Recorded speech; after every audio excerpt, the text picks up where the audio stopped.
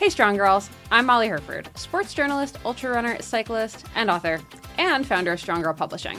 And I'm Dr. Sasha, executive director of Yellow Running Shoes, a researcher, engineer, elite runner, and your BFF who's breaking down the science of smashing barriers in women's sports. Think of us as the intersection of science and culture for women and girls in sport. Each week, we'll dissect the latest headlines and cutting-edge research on female athletes. Debunk myths about girls in sport. Talk about how hormones affect performance at every age, to the latest research in sports science around mental performance, nutrition, equipment, and so much more. And we'll spotlight badass girls and women who are rewriting the rules of the game, sometimes literally. Expect it to be nerdy. And occasionally TMI. But it will always be honest. Whether you're a strong girl yourself or you're raising one, this show is for you.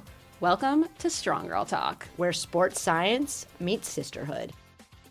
Hey everyone, welcome back to Strong Girl Talk. I'm Molly Herford, founder of Strong Girl Publishing, author, runner, etc., etc. If you've been listening this long, you probably have a sense of who I am, and I am joined by, as always, my wonderful, amazing co-host, Dr. Sasha, executive director of Yellow Running Shoes, and just so many other amazing things. I feel like I need to keep a spreadsheet of all of like the various organizations you're working with, volunteering with, all of these things, because it makes my head spin thinking about it. Sasha, welcome back.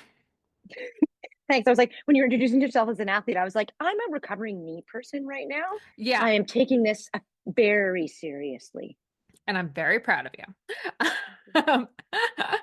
So before we get into our women's sports wrap for the week, we both have a couple, minor life highlights and things that have been going on, which is very exciting. I am still recovering from the Sea Otter Classic, which is, if you're not into cycling, just a huge bike expo out in California. It's been going for 30 odd years. I've been going to it for almost over 15 years, I think.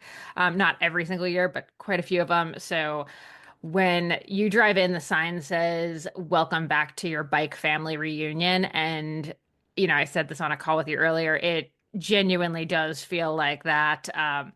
Just so jam-packed with so many amazing people. It's just like, it's the coolest thing in the world. As an introvert, though, it is also exhausting. So felt good to be there, but felt even better to be recovering from it. But got to talk to a lot of people and got to, give a lot of people advanced reader copies of the fourth Shred Girls book, Lindsay and the Curse of Gemini Lakes, which is out next month, which is very exciting. So yeah, it was generally a fun week, a whirlwind. And the thing that I'm the saddest about, though, is that I missed the launch of Girls Forward, formerly known as Fast and Female, but thankfully, Sasha, you were there having fun for both of us. How was that? Oh my gosh, it was amazing. It was sort of beyond my expectations. And it was just so soul filling. It was amazing to connect with so many individuals who are so excited about this next chapter. I call it the GFF. So it's the Girls Forward Foundation. And I love this idea of like, okay, well, BFF kind of like always makes me think of like boys, but I'm like, wait, can we GFF this? So really awesome event. I said this to Gabby. Gabby is the CEO of the Girls Forward Foundation, and she's always wanted to do this rebrand. My favorite part of the day was her dad and watching him not just in the audience but afterwards, just so proud of his kid. Like those are the moments, right? Like this is why we do what we do. I love that. My dad just heckles me on Instagram, so that's adorable. Your dad kind of sounds like my dad, but my dad just heckles me in real life. Yeah. My dad just like sits on his he's not going to listen to this, so I can say it. My dad like sits on his iPad and just like snarks on my Instagram every once in a while. Like actually last week I posted about our podcast from last week talking about being intentional versus being authentic and sort of my thoughts on it, which you and I went off on, which I loved. And then my dad's like, well, you could be intentional and authentic. And I was like, actually, you didn't listen to the episode. But moving on, everything's fine. Well, so then I'm going to celebrate my dad. My dad listens to the podcast, and my dad doesn't listen to podcasts. So thanks, Daddy. Oh, you're the best. Oh, shout out to Sasha's dad. Yeah. Yeah. Okay. one more topic before we move on to sports highlights, although there may be more, but we got to talk about voting. And so I'm not here to get on a pedestal and say, vote for this party or that party. But I did post on LinkedIn yesterday, ask the candidates in your riding what's important to you. Because I think we forget sometimes. And okay, bad question. You get to vote here, right, Molly? You're a Canadian I citizen too? do, yeah. As of Yeah. a year ago, yeah. So this has been Okay. my first. This was my first federal election, which is very exciting. A couple months ago was actually my first provincial election. Provincial. Yeah. I'm still kind of. I will be completely honest. I passed the citizenship test and everything with flying colors, by the way. But Of course. relearning how like voting and the governmental system up here works when you're used to how the US worked, I'm gonna say. Mm, We're just gonna say that. Um, yep. has been it's been an education. So actually, so I already voted in the federal election because we voted by mail actually. So that was the first thing I did when I got home yesterday was voted. Cool. But it's super weird with the vote by mail. They just give you a like a slip of paper that's like write in who you're voting for. But like there's no information about how to find who you're voting for. So, Oh, interesting. in the US you vote for like people in your state and you vote for people, the Congress people from your state, all that stuff, but then you vote for your choice of president. Yeah.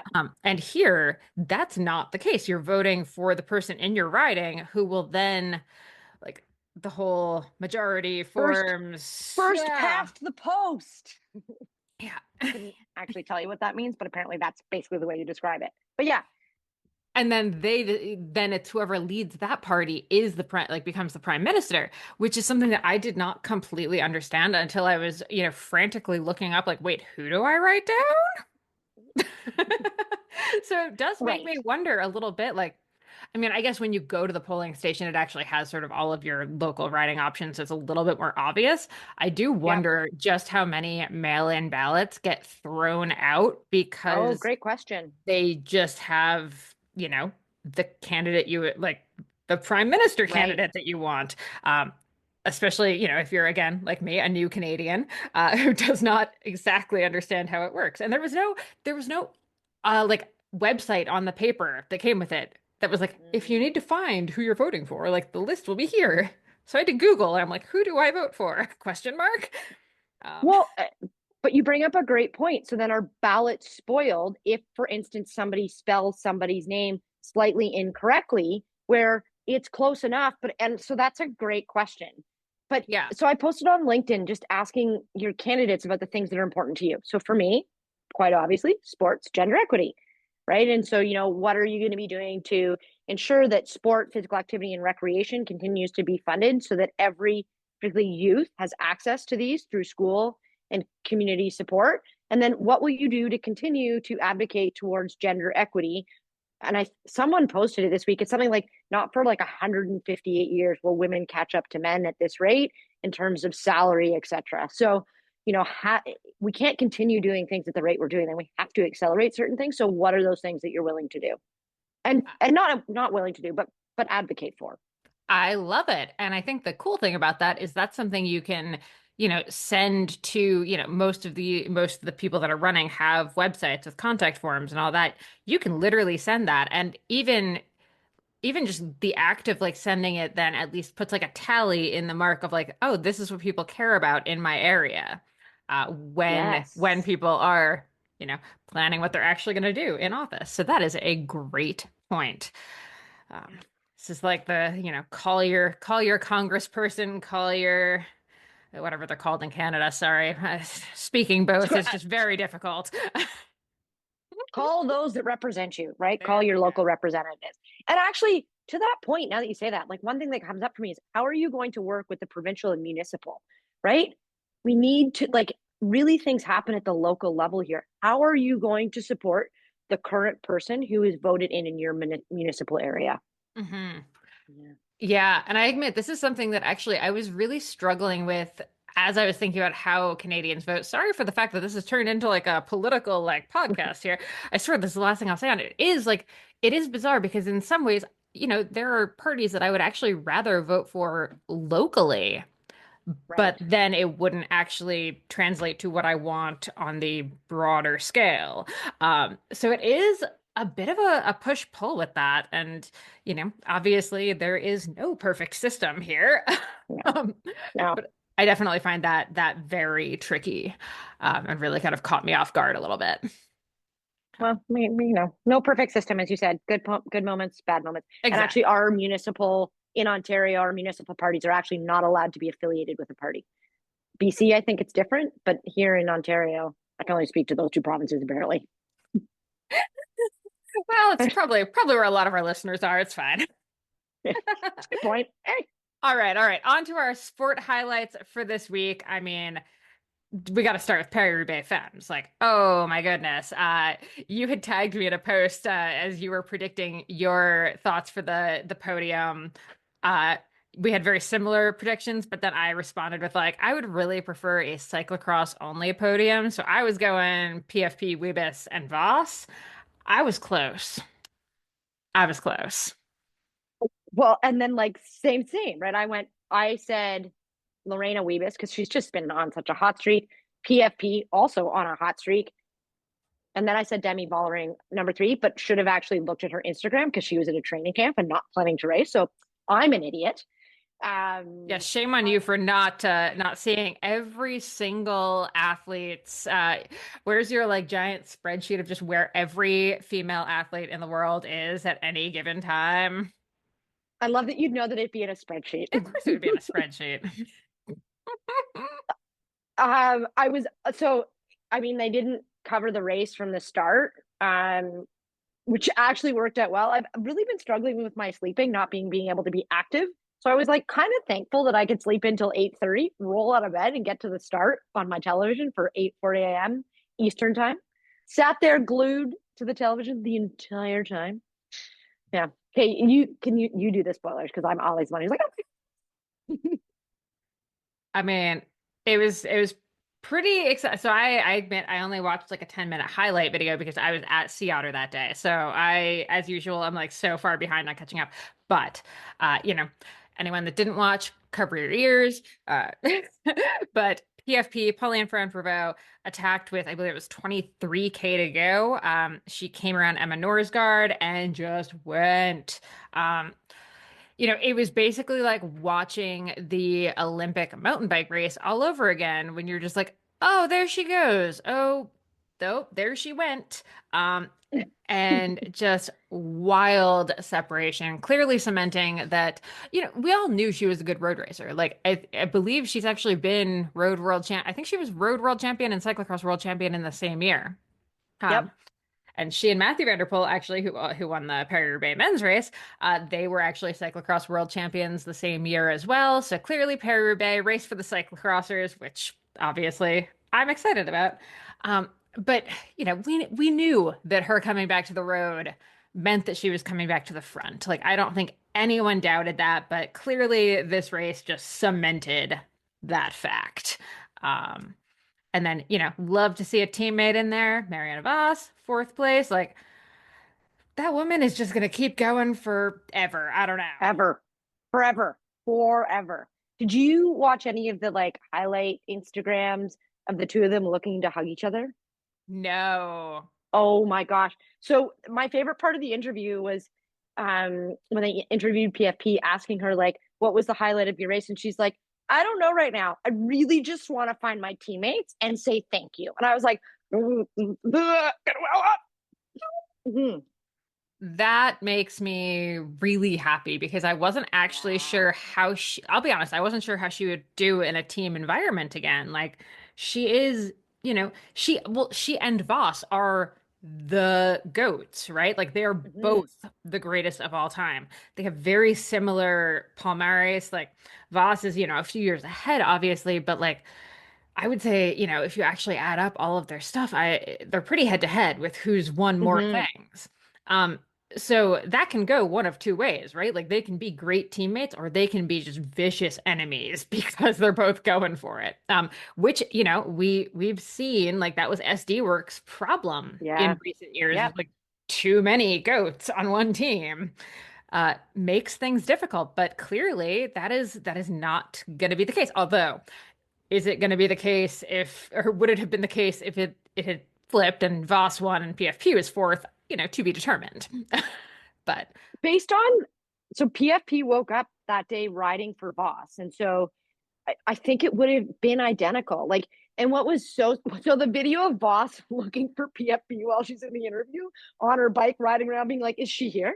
Is she here? Like, it's just, I think both of them are like, in the end, it's great whichever one of us wins. We're here for the team and we're here to ride for the team. We're both incredibly decorated riders. And I think more than anything, what we should talk about is their confidence. So they have confidence, but it's not false confidence through an inflated ego. They have real confidence in their ability. And fine, that's from like the results that they have. But in that, they're then able to lift each other up, think stronger together, and think bigger that today we're getting up. And PFP was like, I'm riding for Voss. I wasn't really going to do this race. And then, over the radio, I think they were talking to be like, Voss was like, go, I will protect you back here. You go. Because I think if it had been the other way, it would have been like, Voss, I got you. I will be back here protecting you. oh, that makes me very happy. Yeah, yeah. I love it. I do, however, kind of miss PFP in the mountain bike scene, I know. which, also World Cups kicked off in the last 2 weeks, both in Brazil. Um, you know, I wonder if PFP is like a little annoyed maybe right now because Evie Richards won the short track, breaking her record, as Mm-hmm. you have noted here. It's Yeah. just like, oh my gosh, like you win Paris-Roubaix on the day your record also gets broken. It's a little bittersweet. Maybe. I think PFP too is like, maybe I'll come back to that. Maybe I won't. But to your point about Evie Richards, again, it was kind of like she's broken the record because every time she wins, it's like it's the first time she's ever won a race. Like she's just so genuinely excited. It was in Ayrshire again. The courses were a little bit different. Ayrshire is really fun. Like it's got a really good vibe and people cheering for it in a way that's a little bit different than either the North American or European scene. And those are slightly different too. And it was just I love that they're role modeling in a place that might still be a little bit more traditional in South America for, girls and women to see themselves in a way. And then to see, Samara Maxwell, we'll get to that in a second, but like just to see them win in a way that's like so bubbly and energetic. Like, yeah, just fun. Love it. Love it. And love seeing Jenny Rizvid topping the XCO podium. I mean, talk about a comeback story. Like, she left after I believe it was the Olympics in like 2016. When she won them. Yeah. And then, took a couple years off, came back. And I think when she came back, we were all kind of like, "Yeah, is this really going to work? Like, is this really possible?" And, clearly, yes. And it is just so Yeah. good to see. Yeah. Talk about riding away from the field. I mean, I think it was they did 9 laps for the XCO so the race was Saturday. Yeah. So the week before was 8. This week was 9 laps, slightly different course. And I think it was a little bit shorter, which is why it was 9 laps. And I think around lap 6, it was just like, bye. And she rode dominantly with about 100 meters to go, though. You could see that the heat caught up with her. And she was like, I think this race is over because I've left everything, of course. Yep. Well, it's funny actually at the men's race at Sea Otter in the Lifetime Grand Prix when Keegan Swenson came across the line, he posted up, put his hands down, and vomited. Like just Oh my God. literally instantly, like it's a series of photos, like arms up, arms down, vomit. So when we say riders are leaving it all behind, like leaving it all on the field, on the line, they are literally doing that. We have to come back to Haley Batten, by the way, talking about Sea Otter, but we got to finish up with XCO. Yes. Yeah. Talk to me about Samara's post-race interview.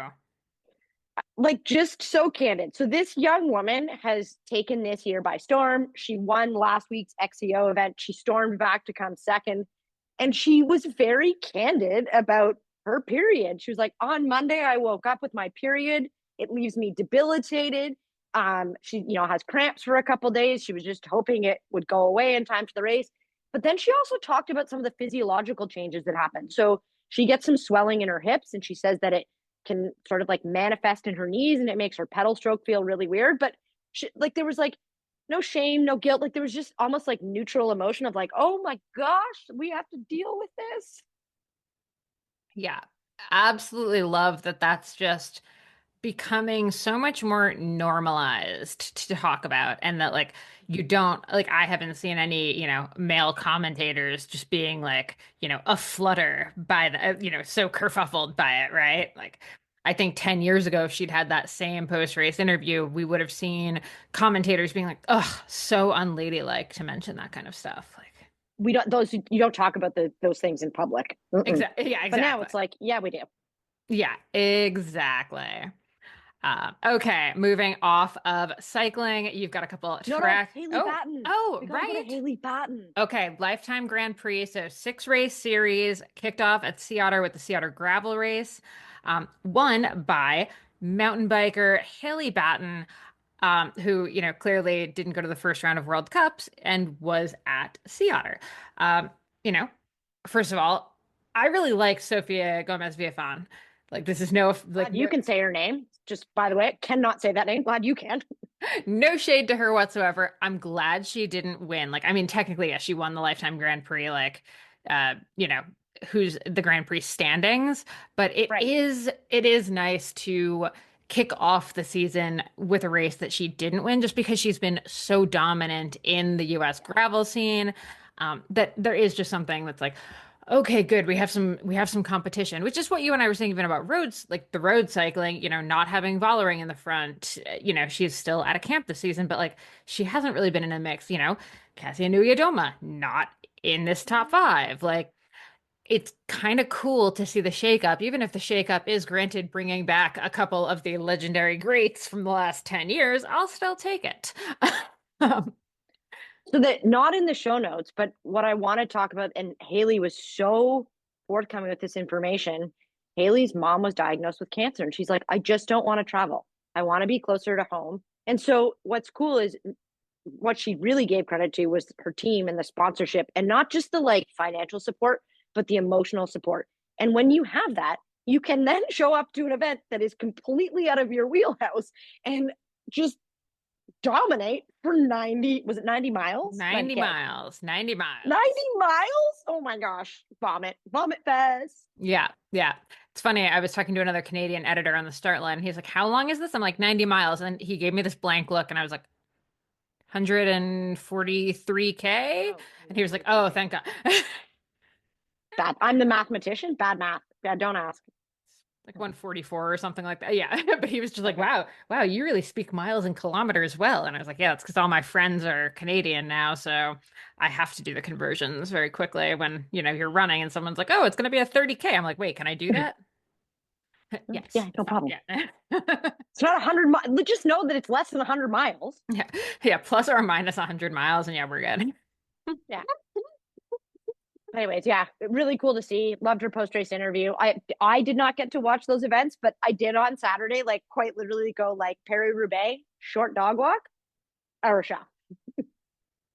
Oh, you had a much more fun spectating time than I did. The problem with being at anything, like I mean, being at the Lifetime Grand Prix race, you literally see them start, and then like, Yeah, it's like 5+ hours to the finish.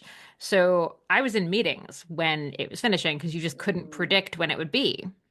yeah. Um, so yeah, it's that's always a little bit annoying, but such is bike racing.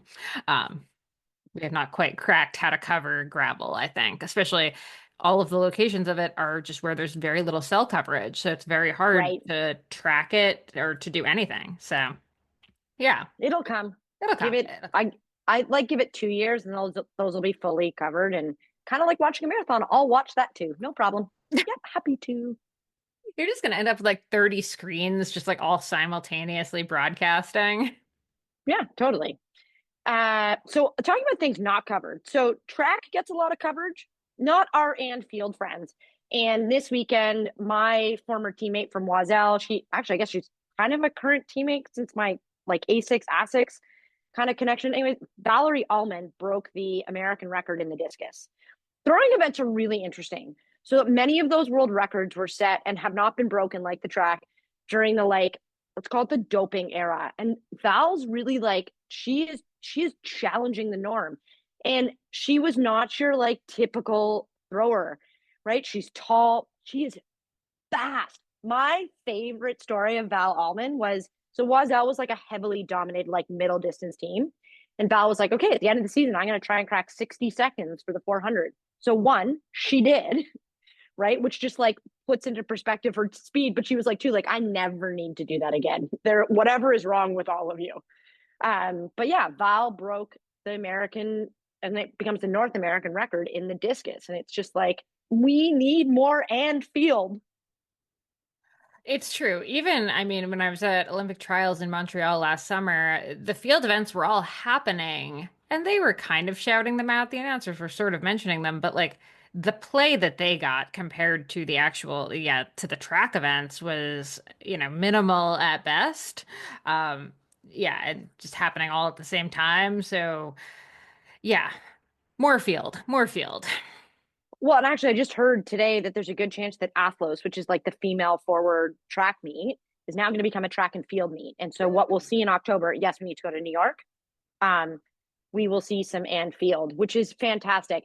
I did unfortunately hear that Grand Slam track is just like not interested in field. And I think that's too bad because I think to your point, when you do a really good job at like sharing the field in a way that doesn't detract from the track, and when the track doesn't detract from the field, that you get a really nice interplay of what the whole sport is about.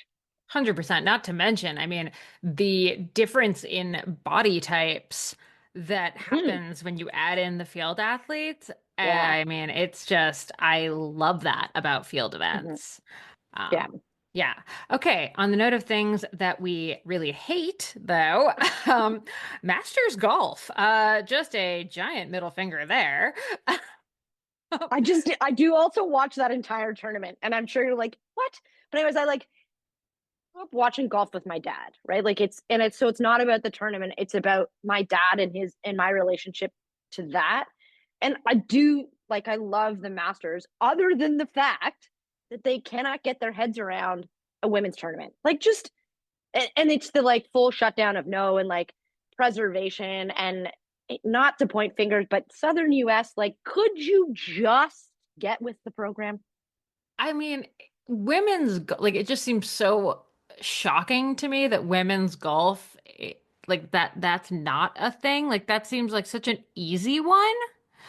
They Um, only have one female member, by the way, Condoleezza Rice. So you can't even be a member of the club. wow, wow, wow. Mm-hmm.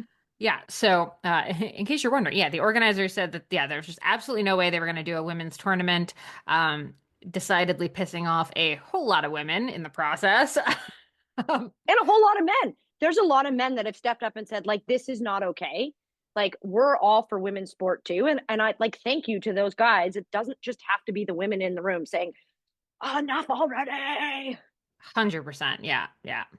But on the bright side, the other news that broke this week is that for the first time in Olympic history, there will actually be more women athletes at LA 2028 than men. I mean, by 0.7%. Like, this is like, to be clear, a few athletes. However, that is historic. That is awesome. That is so exciting. I believe I saw that they're actually going to bring back the mixed relay for I think it was one of the track events. They're going to bring back the They've already mixed had a relay. mixed relay, but they're adding another one. They're So adding they one. Okay. had, yeah, so they had 4x4. Super fun. Femme Cabal just is like my one of my favorite runners to watch of all time. She's a 400-meter hurdler. She also races in the 4x4 women's and mixed. But 4x1 is coming. And actually, they're debuting the 4x1 mixed relay at World Relay Championships, which I think are in China. And I think in a week, maybe. Okay, look for those updates next week. Yeah. Always on the track. Yeah, yeah. Okay, and then because I just want to make sure we cover some other random sports, I just saw that Hillary Knight notched her 50th assist at the International Ice Hockey Federation's World Championships, which is the all-time record for assists. I will fully admit to not completely understanding what that means, but very excited about it. Do you want me to tell you? I do want you to tell me. Oh, okay. So, like goal, right? Like you score a goal, but it's if you pass the puck to the person, that's an Oh, assist. so it's like good Yeah. teamwork too. Yay. Yes. Oh, yeah. Oh, I love you. I love you. This is like the Molly learns about team sports podcast here. Every week we're just learning something new. Okay, what So else? What else I do you have have? to talk about NSL. So Northern Super League starts today. And I'm laughing because like it fully snowed here yesterday. Like I just went to bed with like, oh, there's a blizzard outside my window. I checked the temperature. So it is supposed to be 10, feels like 8 today in Vancouver, where it launches. The game starts at 10 p.m. tonight. So I'm like a little undecided. I will probably stay up and watch the game. Toronto hosts its first game on Saturday. So just after this podcast will come out. It is not supposed to snow, but you never know in Yep, yep. And that is on CBC. Everyone should be able to watch. Canada. And speaking of things to watch, I saw in Together's recent roundup the viewership from the last five WNBA drafts. So in 2021, 331,000 people watched. 2024, 2.45 million. This year, okay, we're down. We're down a million, but 1.46 million. So if we say last year was sort of a really kind of like huge, we're almost going to call this like bubble year, like Yeah, for women's basketball. I would say even if you just look at 331,000 to 1.46 million, like that growth is so explosive. It is absolutely phenomenal, so exciting. I have one caveat though. King, before you get your caveat, I actually like my data hats on for a sec. I wonder if it's bad data. I Ooh. wonder, right? Like if they're counting eyeballs in the same traditional way that they counted eyeballs, you are gonna miss probably 1 million to 1.5 million viewers. What if there was an Instagram live? What if there was an X live? What if there was probably not Facebook because nobody uses Facebook?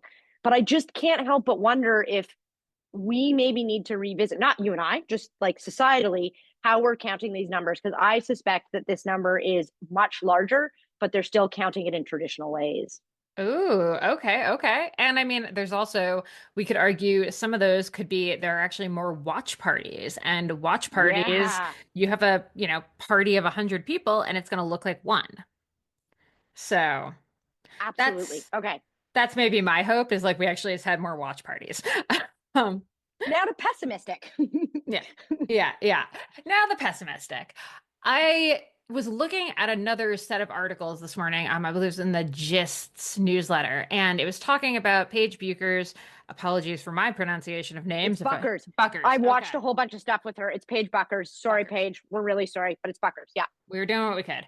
Yeah. And there were, I think, six articles that they linked to talking about her and these, comparisons to last year with Caitlin Clark and all of this stuff, and how Caitlin Clark was, changed the game last year, and all this money came in because of Caitlin Clark. And it just occurred to me, as someone who does not follow basketball, I want to be clear that like I am not a basketball super fan. So I'm sure there's a lot of like smaller scale articles and blogs and like the people that are really fans of it are seeing this stuff and I'm not. But the fact that I'm not seeing it, I think is why I want to bring it up. There was zero mention in, again, 10 articles here that they're listing and like they're explaining what's in each article. Zero mention of Angel Reese.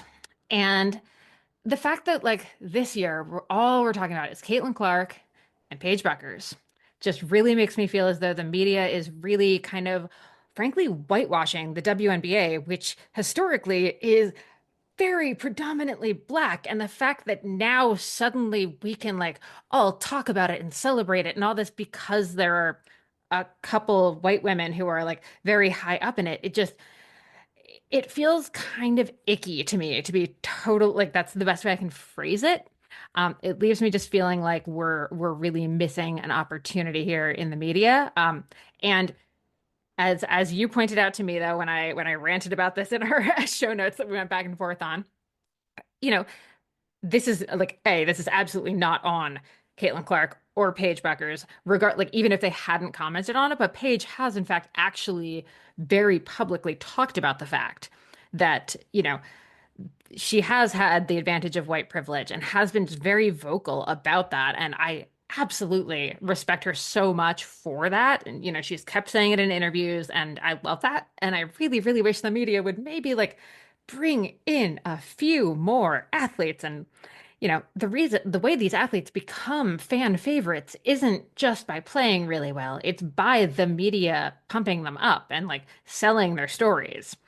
So if all we're following is these two white women, we're not going to bring up the, huge numbers of amazing Black women who are also just killing it right now in basketball.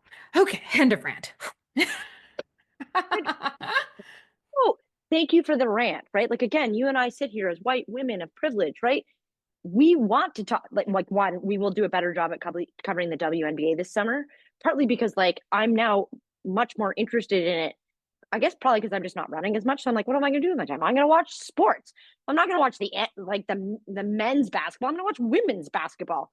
So I'm going to learn about more of the players. We can tell more of those stories. But I think it's that it's like calling in all of the media outlets to say we need you along with us to tell these stories. I'm not calling you out. I'm calling you in. This is an invitation to make basketball massive and put the women at the front. And if you want to do this, this sport was built on the backs of Black women, and we need to celebrate them. 100%. Absolutely. Okay. Okay. That is our sport roundup for the week. As always, basically a whole episode worth of things. Um, Side note, let us know. We would love it if you could, rate, review, comment on the podcast. Let us know what you want to hear more of. Let us know if you'd actually rather have these, podcasts even split into two, where it is like the women's sports wrap for the week and then, our actual full deep dive. That is easy enough for us to do. Let us know what you like. I know for some people, the short episodes are ideal. For some people, you actually would rather just get, here's your sports news, and then here's this awesome deep dive. So let us know, please. But let's get into the meat and potatoes of today. We have Katie Rainsberger on, and this is Sasha's first full-length interview that she did. Solo for the show. I'm very excited about it. Sasha, give us Katie's palmarès. Why did we bring her on? Oh, Katie's such a fascinating athlete. So Katie was a middle distance runner, and you'll hear very early on where I first forget to hit record. So hence our introduction. But Katie found a tumor in her chest, and it curtailed her career. And so she was like, well, I need to chase something else. And so she's chasing sports science. One of the things that I didn't know until I talked to Katie was actually before 2014, female sports science was creeping up, and we actually hit 8% of sports science, and it's decreasing. And one of the things that like is becoming even more challenging with the current political climate is it's now even more challenging to get funding for female sports science. And so it was timely to talk to Katie. Katie is moving to Munich to start a PhD in female sports science. It's not funded. So I've made a donation on behalf of us to Katie's work. We will put Katie's project in the show notes and how you can donate. She's just fun. I love it. Now, I listened through the interview and just so fascinating, like all of the stuff. I love, coming to the title we have for the episode where she wants you to work with your period. Um, we're all about periods today, apparently. Um, I don't have mine, just in case anybody's wondering. Do you have yours, Molly? So we'll have to do a whole episode on this at some point, but because I have a hormonal IUD, it's actually very hard for me to actually track when I have it because I don't really get a period necessarily. So that's actually something I consistently ask female researchers when I'm talking to them is like, what do you do with that? How does that fit into data? Because I'm not in the like red S amenorrhea type category. I just don't get it because of the birth control I'm on, but it's not it's not traditional hormonal birth control. It's a whole thing. We might have to do a whole episode on that because more and more like the stats are actually quite high for female athletes with IUDs because they're very convenient for a lot of us. So it is something I'm intrigued by. I have one too, just in case anybody else is wondering. I have the same one. Yeah, matchy matchy. We're adorable. Oh my goodness. Okay, so as we mentioned, we did start recording this like about 10 seconds late. So pretend that you just heard Katie say, "Hi, my name is Katie Rainsberger," and then we're in. All right, without further ado, enjoy this chat with Katie Rainsberger.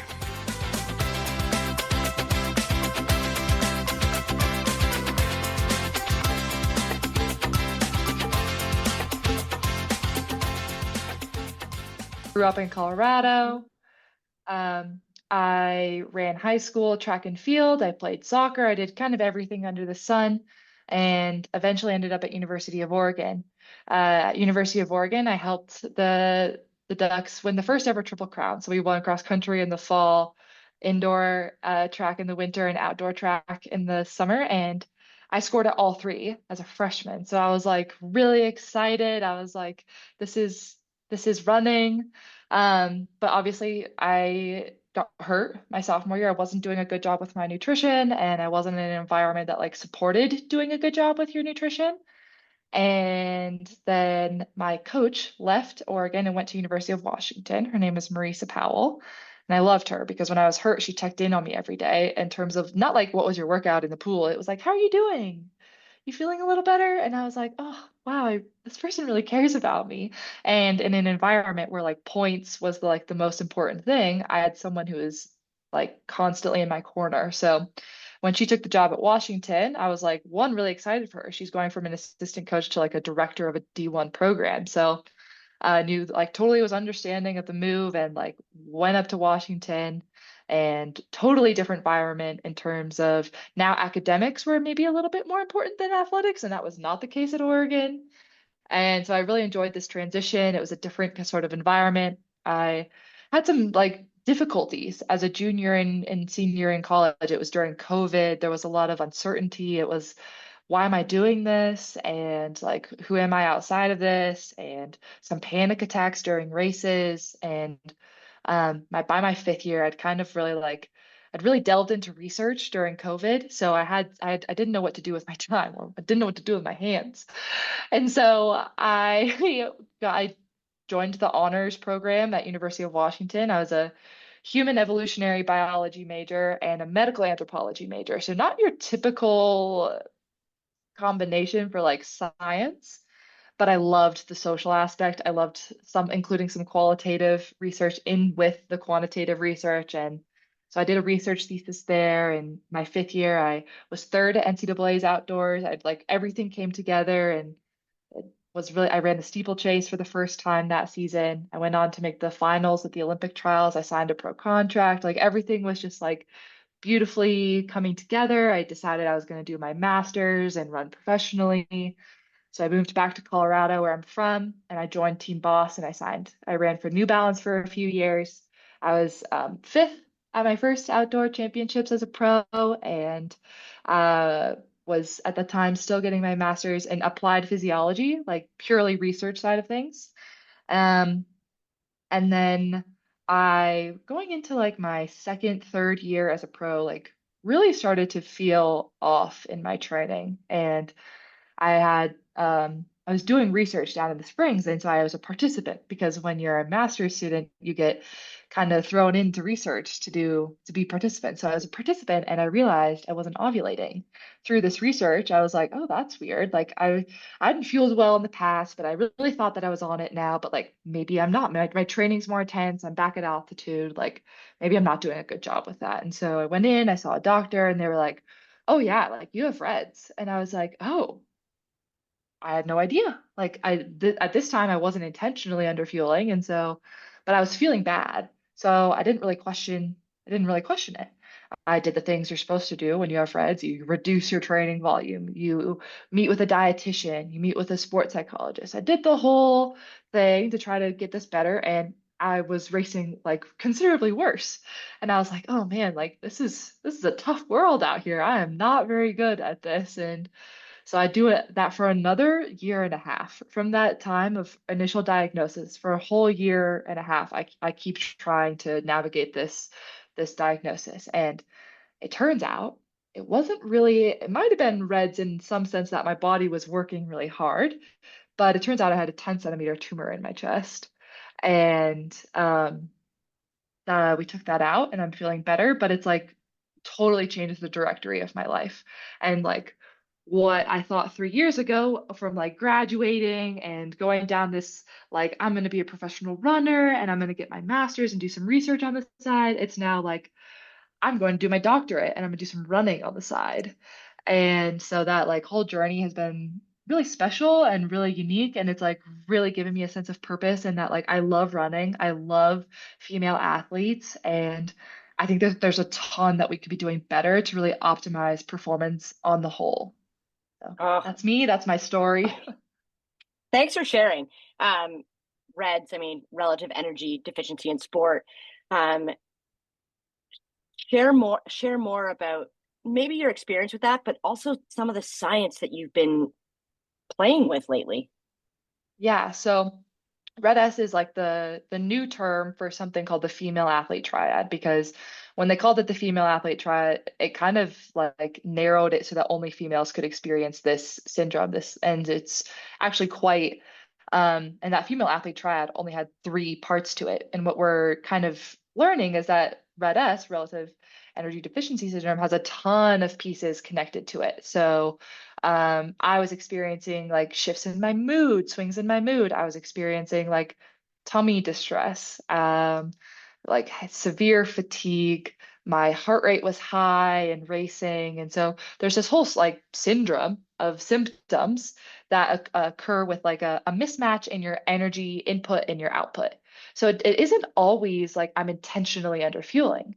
For me, I moved back to Colorado, so altitude, new stimulus. I increased my training volume from like 60 to 80, new stimulus. And Miles, now, miles for my Canadian miles, friends. She's talking in miles. miles, talking in miles. So 60 miles per week to 80 miles per week, new stimulus. And now I'm working out with like some of the best runners in the entire world, Emma Coburn, Corey McGee, Emma Bates, Gabby Jennings. So now there's this intensity factor that's also, and we're doing a lot of cool new stuff in the gym. And oh, I'm coaching at high school. So in the afternoons, I'm on my feet running around a little bit. So these are all energy outputs, and my input stayed the same as it was my last year of college. I just like, I don't know, I was like, this worked for this last year. Like, and it turns out that wasn't the right input output ratio for me to have success training and fueling that training piece. Um, one of the things that we're kind of seeing is that volume might be a more of a factor in something like Red S than intensity. Sometimes intensity can even mitigate symptoms like lifting really hard or short sprints. Like those can actually be beneficial for like hormone production and hormone like I don't know what the right word is, but like things that boost testosterone are good for the overall female body. So lifting hard, sprinting, those are all good things. So actually when I was recovering from Reds, like I was still lifting really hard. I was still doing some short speed workouts. Like we just reduced my volume of things. And it's not just volume of training, it's volume of life. Like there's things that can go on outside of your just the simple run that you do in the day that adds to the energy output that you're doing, the volume of life. So that's what I like to call it because I think there's a couple different like it's not one thing typically that I see with someone having Red S. There's a nutrition aspect, there's a stress component, there's a coaching component, there's a family component. There's all these things going on. It's not like you have to address all of those pieces. Oh, thank you. Just like, I mean, we nerd out about different things, but I love that it's not just this one thing, right? And it's this overall load that you're talking about. And, I think we'll get into your research in just a few minutes, but female athletes typically do more, right? Like they're coaching, they want to do research, they're more involved with their families, they input cognitive and emotional stress differently male than their male counterparts. And so I Yeah. really appreciate that. So let's go back to congratulations, you've finished your Thank master's you. program. Thank um, you. Great Instagram post. I was like celebrating here by myself because with the dog, I celebrated with the dog. Yeah. um, Thank you. Tell us more about that research, please. Yes. So for the master's program, it was like nerdy, sciencey, runnery, mathematical, right? Like we looked at lactate threshold and critical speed in trained and world-class runners. And we did it here in Colorado Springs at the Hibble Sports Medicine Center, and it was really fun. We brought in all sorts of differently trained and different caliber athletes. We had trail runners, we had track athletes, we had people that are running 15-minute 2 miles, and we had people that were running 9-minute 2 miles. And so we brought in a large group of people to look at the accordance between these two tests. Like, what is the speed that critical speed test is giving an individual, and what is the speed that the LT2 test is giving people? And these tests have historically been used interchangeably. LT2 is a treadmill-based method where you're on a treadmill and you're incrementally getting faster and you're taking your blood lactate between stages, roughly 4 minutes in duration. You do about 8 to 10 stages. It's about 40 minutes of running. It feels like a progression run. And then in comparison, you go out to a track and you just run 3 hard intervals for the critical speed test. You run a 2 mile, you run a 3,200 meter, a 3K meter, a 2,000, and a 1,000, and you get full rest between. And that's a linear regression. You look at distance and time, and you plot it. You find the slope of the line, and that's your critical speed in meters per second. So you take the distance you ran in meters and the time it took you to run that in seconds, and you plot it in a linear relationship, and you get a slope of the line, and that's your critical velocity. And that's what they say you can run for 30 minutes. And they say that should fall right at the anaerobic threshold. So like that point between the heavy to severe boundary. So what people are trying to achieve when they do threshold training is that they're trying to find that boundary between heavy to severe exercise. So they say that this critical speed test should give you the speed that you can run for 30 minutes. And then they also say that this LT2 test on the treadmill should help you find your maximal lactate steady state, or this point in the anaerobic threshold between the heavy to severe boundary. And we have seen in some previous research that they're not showing the same speeds. And some studies say there's no significant difference, but there's like really wide limits of agreement. So they're like, oh, because of these really wide limits of agreement, we wouldn't use them interchangeably, but like they're technically not significant. But those studies had like 8 people in them. And so then you look at some studies that take like a traditional step protocol, and you typically do that over multiple days. And they saw that there was significant differences between this track test and this treadmill test.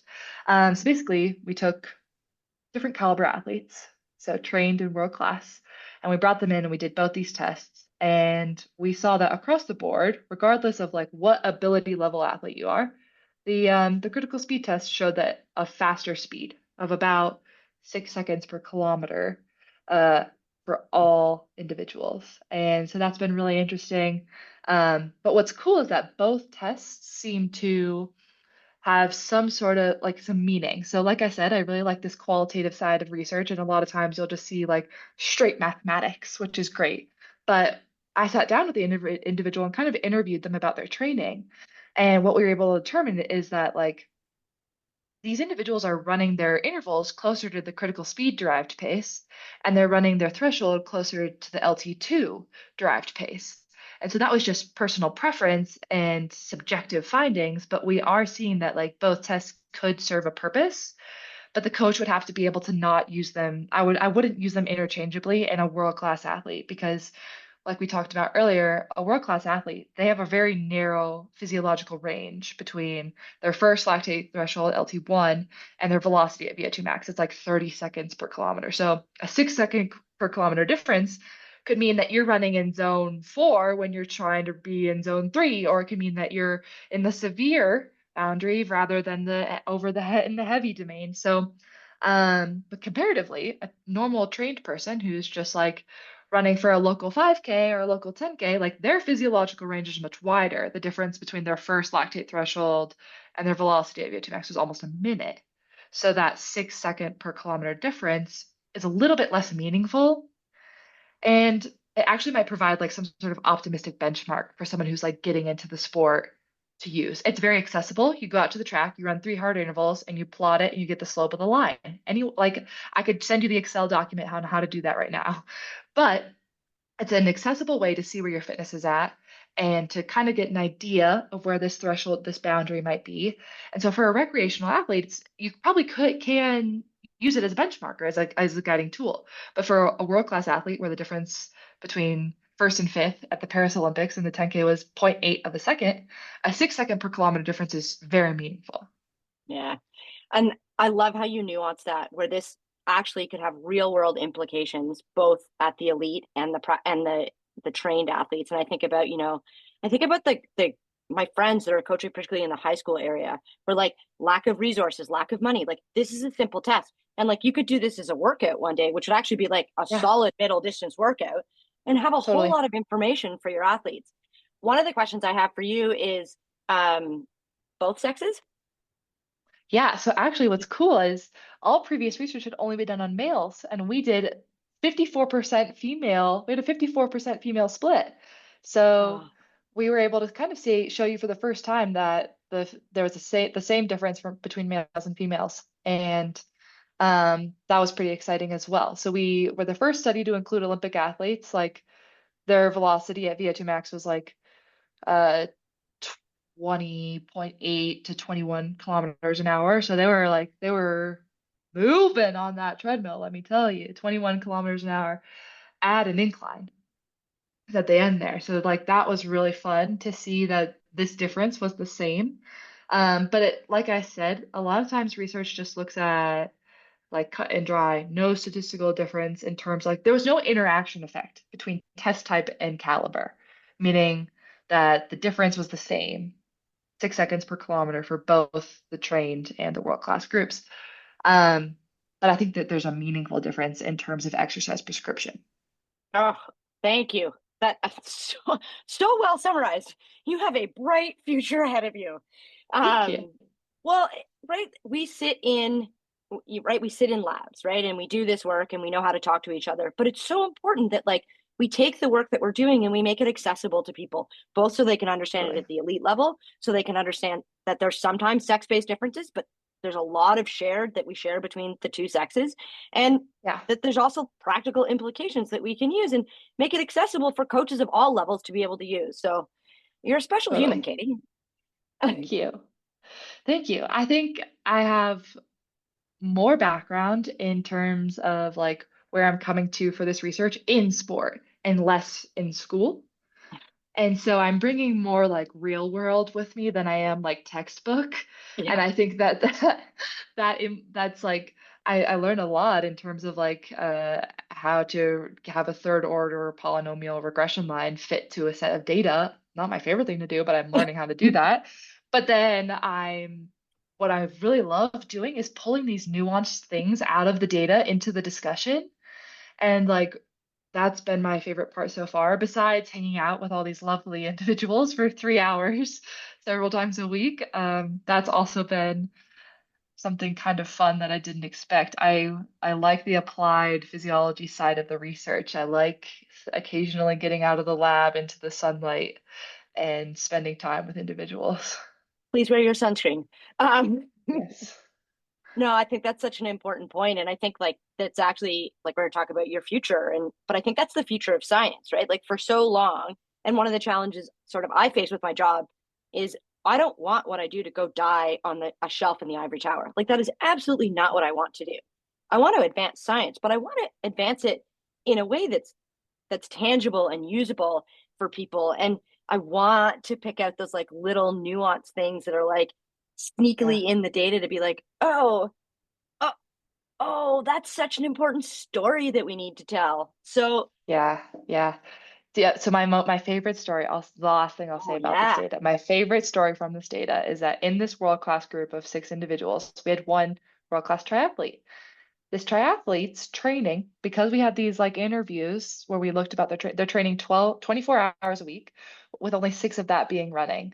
But they have a background of being a track athlete in college. Comparison, another world-class male full track athlete was doing 12 hours a week entirely of running. Triathlete had no hard interval sessions during their weekly workouts. They did one running workout, one long run, and then they did all of their other sports. And their running workout was like miles at threshold. because their race is so long and they're not really going into this like severe domain for very long. They weren't doing short, fast, hard intervals. So their treadmill testing was faster than their track testing because running a 2 mile, a 2K, and a 1K as hard as they can was unfamiliar for both their body and their mind. Like they couldn't get their leg speed to turn over in that K the way that a track athlete who's consistently running into the severe domain can. So when you look at the significance of this data for the world-class athletes with only 6 people, we had a p-value of 0.11 with 6 individuals. You remove the triathlete, it's 0.03 Oh my in gosh. terms of yes.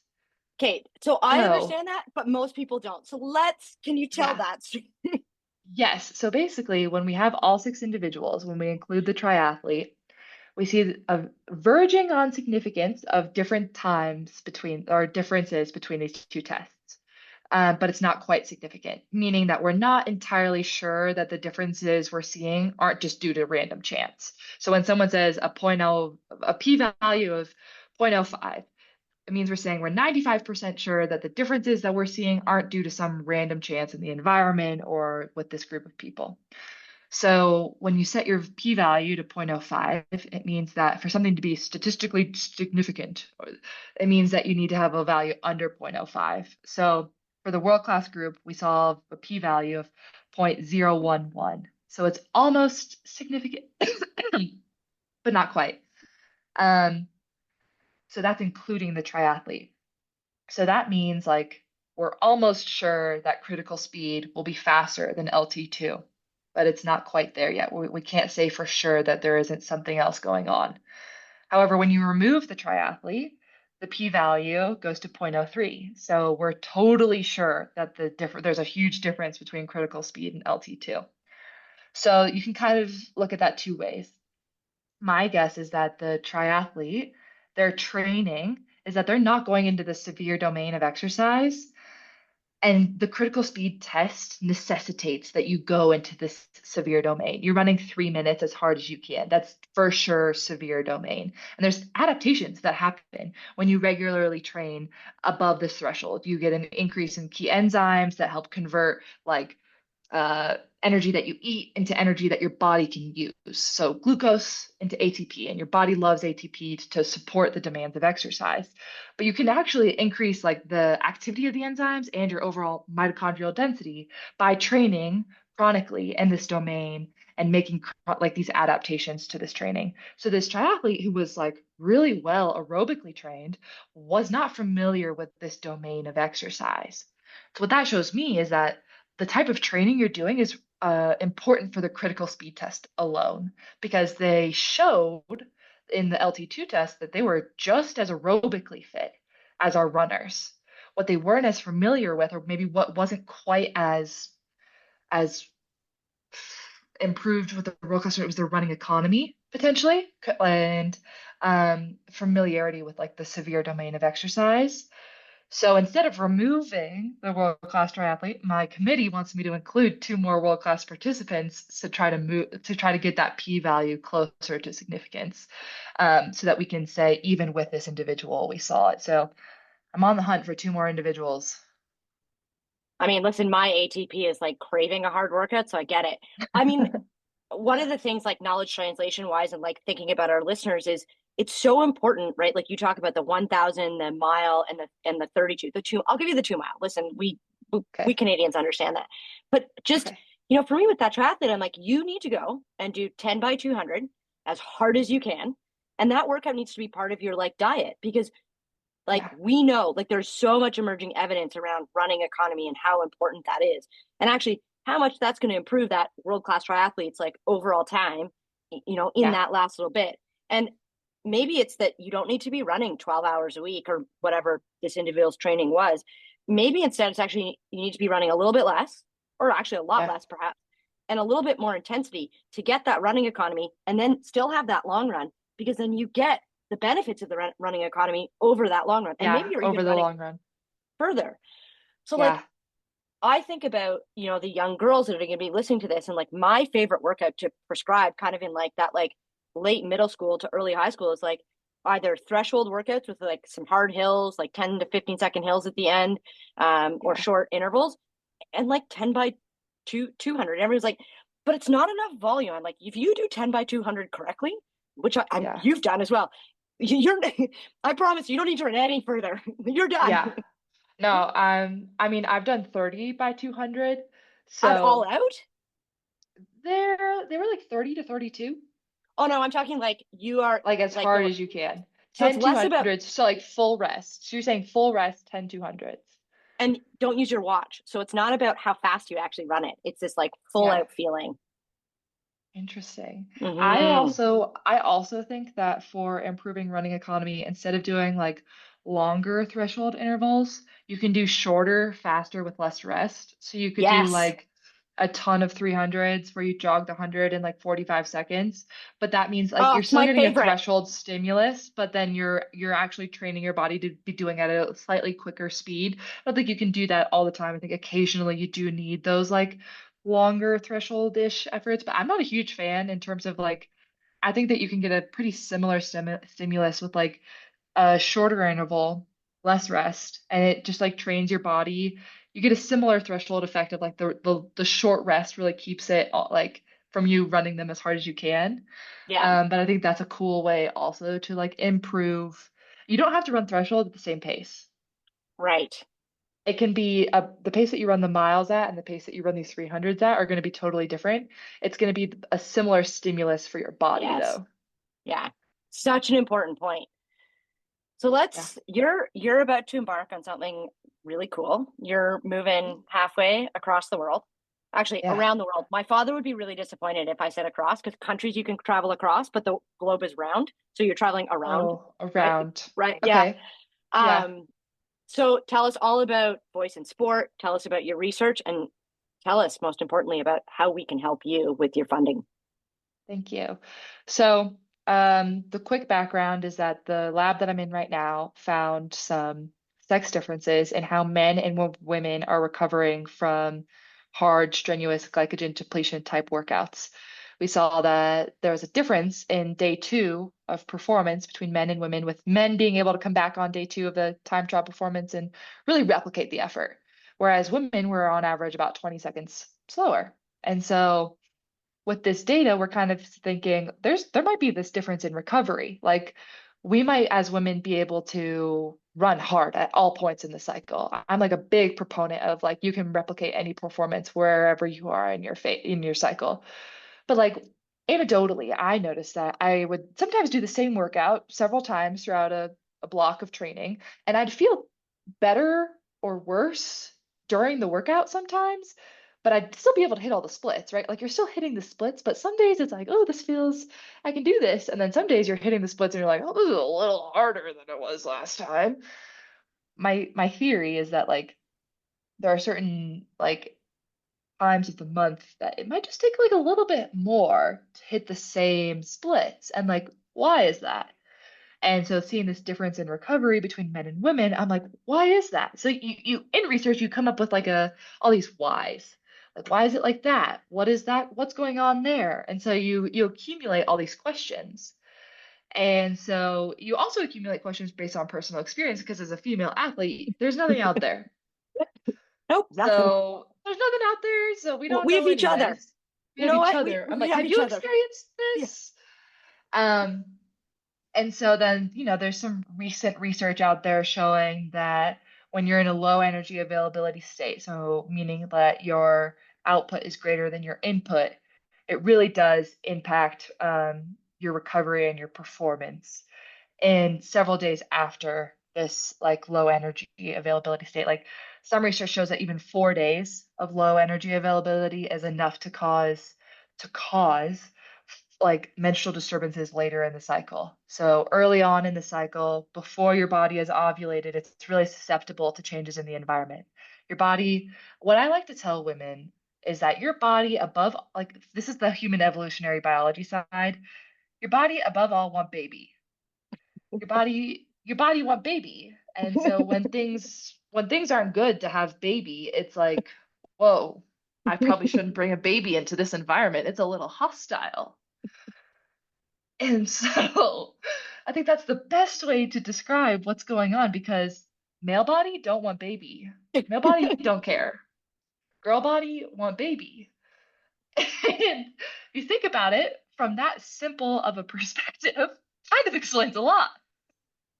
Yep. And so that's my simple thing. When there's not enough food or when the exercise is too much, it's like probably shouldn't bring a baby into this joint. So we're gonna shut things down for the season. And then we're gonna try again next season. We'll see how the environment's looking. So that's kind of how I think about things when in terms of like why are we seeing that there's this huge difference between exercising women and non-exercising women and menstrual cycle irregularities. Just I have Um, to pause here because I just need to add a caveat of like, baby good. Because I'm like, high school parents are going to be like, yeah. oh, great. How do I not get my children to have a baby? Because they're in high school Oh, and they have reptile brain. totally. But yeah. No, I'm not. I'm just saying that like the like biological purpose. Yeah. A lot of Yes. times we get away from like bio because we're in like the 21st century and we have cell phones, but the body isn't in the 21st century. It's not there yet. I And think it's like so 1000 AD still. yes, it's not She quite back. like it's not there. And so like I think when you're thinking about research and Yeah. why are we there, it's helpful to have this like evolutionary perspective of the purpose of the female body. Yeah.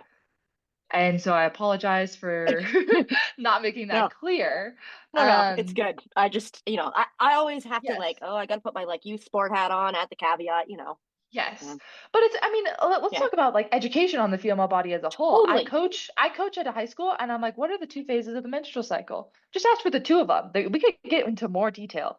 Right. No clue. Not a single clue. Right. And I'm like, okay, well, there clearly is no education going on because people aren't Yeah. talking about it. Yeah. So everyone that's listening, follicular is first and luteal comes later. Oh, love it. Amazing. That's all you need to know. Ovulation's in the middle.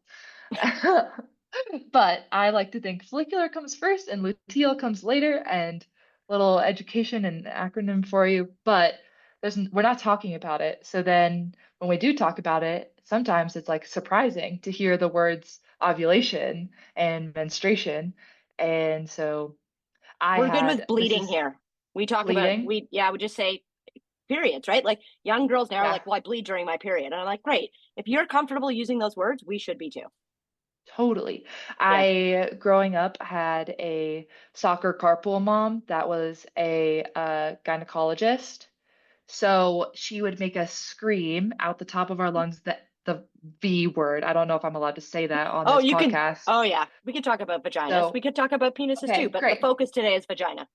Yeah, vagina.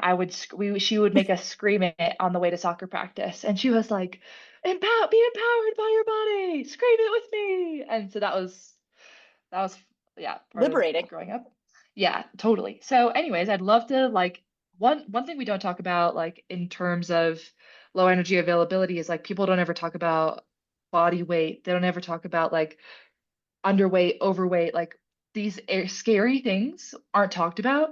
And I think it hurts people. Like I was really lucky. I had a coach who was like brave enough, really brave enough to come to me and be like, I really care about you. Um, I really think you could be really good. Like you're underweight right now. Like you're not, your body needs more fuel. Yeah. And at the same time, 2 years later, she came to me again and was like, hey, I really care about you. You're not where you might, like, you're not at the point where like your body needs to be to thrive. And I can't tell you what that point is, but like, here's this really good resource with a dietitian. Like, I'd love to help you get to that point. So both spectrums, like there are Yep. periods in college where I was overweight and underweight, and I had to figure my way out how to get back to the point where like my body was like primed to succeed. Yep. And I was always on a point, I always tried to err on the of like the line of being too heavy. But if we don't talk about weight, then we're also doing ourselves a disservice. Totally.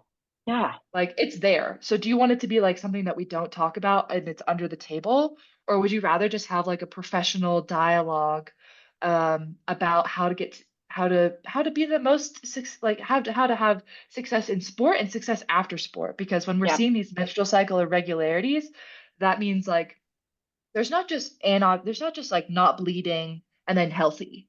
There's Yeah. a wide range of Yeah. things that could be happening, like something called luteal phase deficiency, meaning that the period from your ovulation to when you bleed is too short. And when it's really short, you're not creating like a really hospital place for an egg to implant.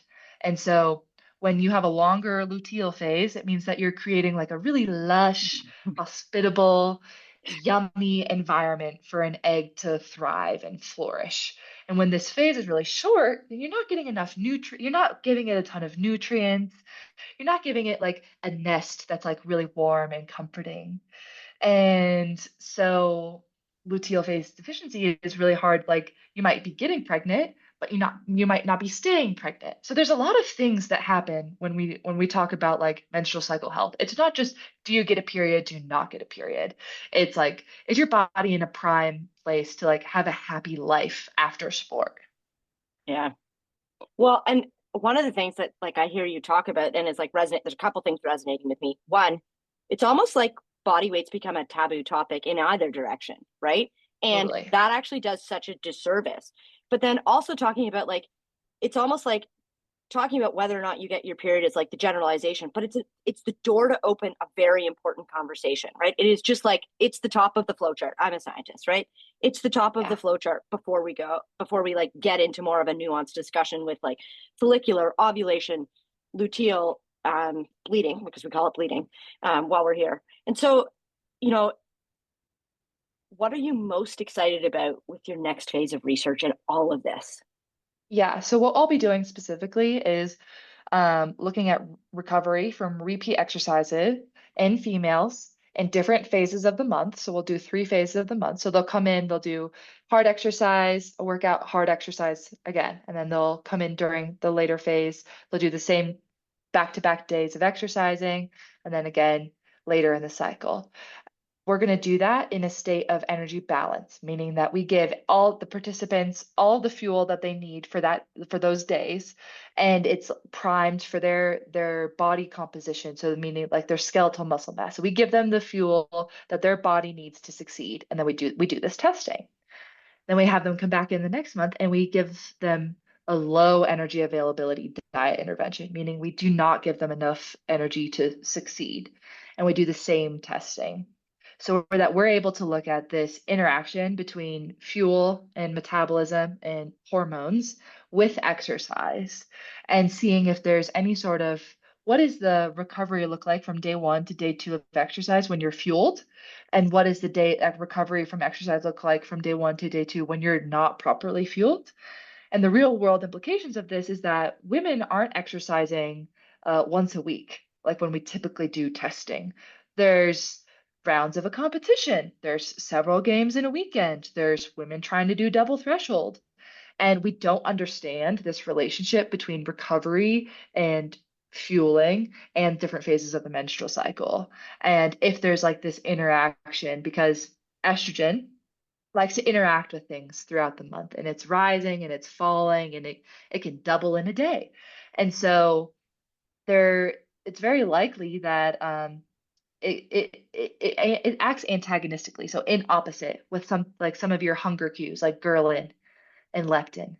And those things are also influenced by exercise.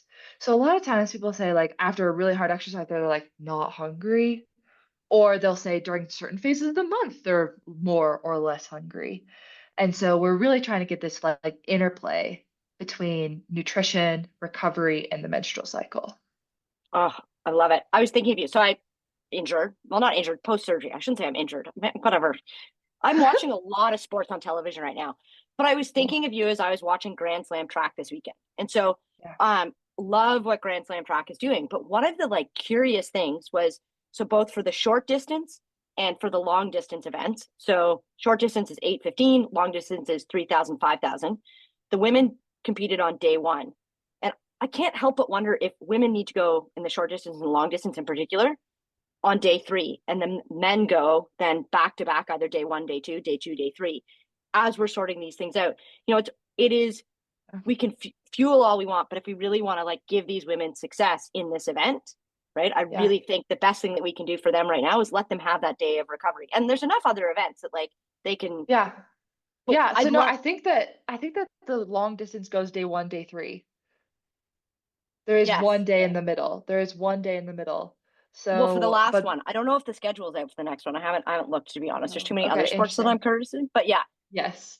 Yeah, no, I think that the recovery from hard exercise, one, I don't know if it's going to look different or not for endurance type longer efforts. Like there's some research out there saying that like re recovery from resistance training isn't different between men and women, but they only look at it for like 30 minutes after exercise. Like right. I want to look at like a long-term recovery. What can you do on day 2? Because I think that's a more accurate replication of like how women are exercising, how females are exercising. And then like if we are able to see these differences in recovery, there might be no difference in recovery between menstrual cycle phases. Right. Like between phases, there might be no difference. And that's a great thing to know. Right. It's something we don't know. There might be no difference. That's something we're trying to figure out. There might be like from day 1 to day 2 an energy balance. Maybe there's a 10 seconds difference in time trial performance. And then in a low energy availability state, there's a 45-second difference. And then looking at that, like how do we get women on the street to fuel more because of this? There's this Yeah. social thing where like Yes. I think that there's a social aspect to fueling that is different between men and women. I've been around men's teams, I've been around women's teams, and a lot of times people get into running specifically to lose weight. Like if you look at your recreational train like female athletes, you see like this research isn't just for world-class athletes. This is Right. for women who exercise. And a lot of times people get into like running or biking as a way to lose weight. And so they might go be like going into this exercise uh, in a state of energy depletion, which doesn't help you long term. And also, as you see some success, maybe early on, it's difficult to wrap your head around like long term why these like like I like to I like to compare losing weight and or like not fueling properly as microwavable fitness because it kills all the nutrients, but it's really quick. But if you want long-term success, you have to put it in the oven, and that doesn't kill the nutrients and it takes longer. So I kind of compare these two ways of cooking food, microwave versus the oven. And if you lose weight quickly, you might see these like short-term, really fast performance, like success and performance, but you killed all the nutrients. And so over time, the oven is the more sustainable way to cook your food. And that's kind of how I like to think about like fueling and training and losing weight and gaining fitness. So, Oh, I love it. And you make it so easy for people to digest. We need to know how to support your work. I would be reluctant to talk about it. So like I get it, but okay. talk more Yes. about that. Okay. So it's a difficult time to have funding in the US as a researcher. And women's research in general isn't a well-funded like it's not a well-funded area of research, and there's no like direct lines of funding. There's not available direct funding for this type of research. So I've partnered with Voice in Sport and a few other people to help try to fund the study that I just talked about with the female athletes. Um, and basically, we're going around to women's foundations and the public because the government isn't funding this research right now. But when I was brainstorming, I was like, every time I talk about it with someone or a female in general, like they're excited. They want to know these things about their body. They want to be fueling their performance. They want to optimize their recovery. They want to support the research. So the government really isn't funding the research, but I thought maybe the women might. And so I've been sharing this platform with like Voice in Sport. And so Voice in Sport's really cool. They're a platform for women and girls in sport, and they have a mentorship program, and they have all sorts of avenues to try to connect younger girls with older peers and also experts. They have like psychologists and dietitians. And so now there's an aspect of Voice in Sport that they're really trying to fund research in women's athletics as well. They have a couple current studies going on with mental health and soccer and ACLs. And so now we're trying to work together to fund this research. I am going over to Germany for the research. I'm going to Munich. And so we're partnering with like the school there is trying to work with Voice in Sport to raise some funding for the research. And there's a few opportunities in terms of like there's WUSI funding, there's Faster. It's just it's difficult to like the light keeps going off in my room. It's difficult to it's really difficult to acquire funding. And truthfully, I've reached out to a bunch of people who are like, we're really interested in this research, but like we're not in a position to help. And so that's frustrating, but I understand. It's like it's the day and age, it's the market, it's the unpredictability of the environment that we're in. But I believe that the research is important, and I believe that girls and women in sport deserve a chance to know and be more educated about their bodies and really optimize their performance in the same way that we've seen males be able to do in the last decade. And so yeah, I can drop the link for the Voice in Sport Foundation page. We've raised almost 25,000 US dollars, which is incredible. Like Oh, I'm it's like a so million grateful. Canadian. Oh, you've raised It's $1 million amazing. Canadian. It's really incredible. Yeah, Research is expensive because of the research things is I just expensive. it's expensive, and Yeah, researching women is more expensive because in order to have a high quality study, you have to measure serum hormone levels.